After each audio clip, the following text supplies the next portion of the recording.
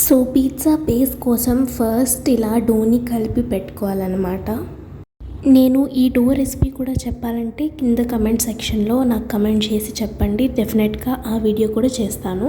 Parchment పేపర్ని తీసుకొని దాని మీద కొంచెం ఆయిల్ వేసి మంచిగా స్ప్రెడ్ చేసుకోవాలి. ఒక ఆనియన్, ఒక క్యాప్సికమ్ అండ్ కొంచెం కార్న్ని బాయిల్ చేసుకొని పెట్టుకోవాలి. ఆనియన్ అండ్ క్యాప్సికమ్ కట్ చేసేసుకున్నాను. కార్న్ని కూడా మంచిగా బాయిల్ చేసుకొని పెట్టుకున్నాను. పిజ్జా డోని కొంచెంగా తీసుకొని ఇలా పార్చ్మెంట్ పేపర్ మీద సెట్ చేసుకొని పెట్టుకోవాలి. కొంచెం కెచప్, బర్గర్ మయో, నార్మల్ మయోనీస్ వేసుకొని ఆనియన్స్ కట్ చేసుకున్న వేసుకోవాలి అండ్ క్యాప్సికమ్ కూడా వేసుకోవాలి. మనం బాయిల్ చేసుకొని పెట్టుకున్న కార్న్ని కూడా దీనిపై వేసుకోవాలి. ఇప్పుడు చీజ్ తీసుకొని దీనిలో యాడ్ చేసుకోవాలి. ఇలాంటి ఒక యుటెన్సిల్ని స్టవ్ మీద పెట్టుకొని మీడియం ఫ్లేమ్లో పెట్టుకొని ఆన్ చేసుకోవాలి.